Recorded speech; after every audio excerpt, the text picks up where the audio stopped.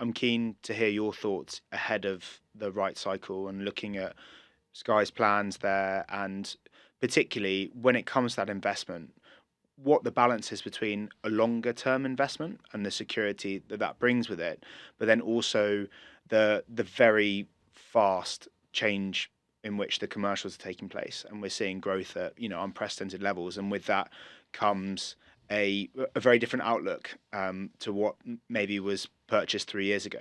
So what's the balance there between looking at that longer term investment where you can have the creativity to do these innovations and really lay out that security with the financial dynamism?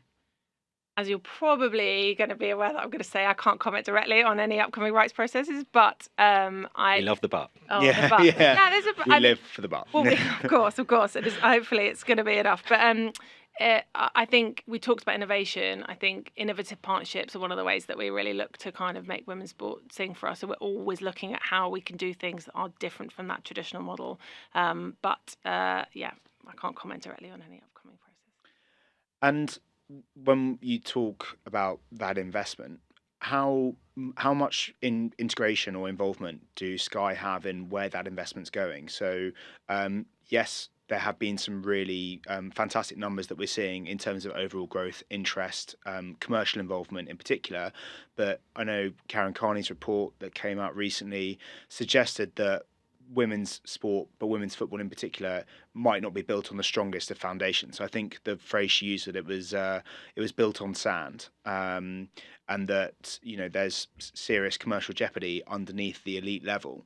So how much concern is there from someone like Sky that's investing in an elite product to make sure that yes, the pathway still exists for others to come through, and that there is a property that essentially is set for decades to come? I think when, again, we invest, in good faith into a product that we do our due diligence, we know that, we're investing into something we believe in. But I think with every growth sport, there always has to be a focus on what's coming next. And with every partner that we work in, we trust that they will have that investment. I think a really good example is ECB with the 100 and everything they're doing around that. We partner with them to build it because we know that it's going to bring in the next generation, and we've seen benefits. The women's game in particular has seen benefits through it. So we have a great history of investing in a way that we hope will grow a game, and that is you've mentioned it before with the rising tide.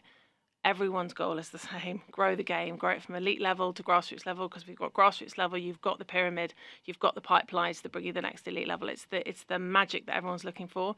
So we all want the same thing, and you have to hope that everyone's going into it with the same goals. There was I think it was a WSL Media Day today, and Dawn Airy was there. And something she said before about how she wants the WSL in 10 years' time to be $1 billion property, right? We all know in this room that sports property doesn't get to be $1 billion property without there being a very, very significant amount of money being paid for media rights. Do you think that on just the media side alone, speaking, I mean, you can take off your Sky Sports hat if you want, but just objectively, is that realistic that in 10 years' time, a broadcaster will be paying for the rights at that level that it would be $1 billion property? Well, I don't know if she was saying it was going to be $1 billion industry just from media rights, but I could have got. No, but I mean, so I mean more I don't know, a significant proportion of that $1 billion is going to be coming from media, right?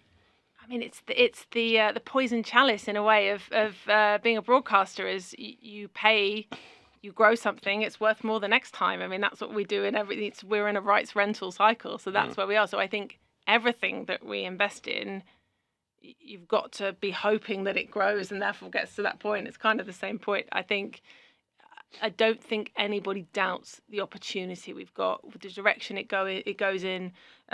England's performances on the global stage, the talent we can attract in, all of those things will have an impact.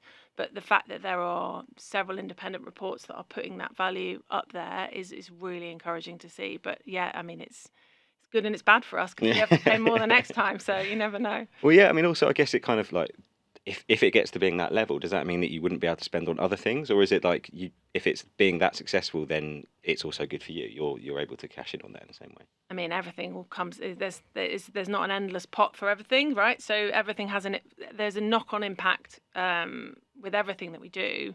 I think the first hurdle, I'm more focused on the first hurdle, which is we have to make women's sport, WSL, all women's sport, as commercially viable as possible. That means bringing in subscribers to it. That means making sure that it's part of our sort of key value metrics. We have our first goal is to bring more subscribers to Sky Sports through women's sport, and then we go from there onto the next stage. So I think it's, as you said right at the beginning, it's an ecosystem. There are plenty of points that have to work out, from sponsorship to attendance to governance to media rights to all sorts of things, to elite performance, that will get us to that point. But we feel very much part of it, and very much we want to be part of the growth of this game that we see as being it's such an opportunity. I guess Tom's question presupposes that, like the men's game, the women's game will be commercially built on media rights as the primary driver. And do you agree with that? Do you still see media rights as being the financial engine for women's sports in the same way that it is with the men's? I mean, it's that roadmap, isn't it? You've got that sort of sliding doors effect of things going in so many different directions, and that's again, if I had the answer, I would be running away to Barbados. But I think short term, we feel like we're a big part of growing the women's sports that we're involved with, and we want to remain a big part of that. I think what will probably change from my point of view is that you will have an opportunity to take what's worked about those big men's sports rights and add in new opportunities, like whole new categories of media sponsorship, like perhaps an untapped, I mean, we won't have time to dig into this in much detail, and we don't have a lot of information about it yet, but an untapped group of people in the older women that we don't perhaps talk to as much across sponsorship and brands, in terms of they're coming back into sport and they're watching more sport with their families. There's whole new categories there that I think will add revenue and will add value to women's sport, but we still certainly see ourselves as key to that growth at the moment.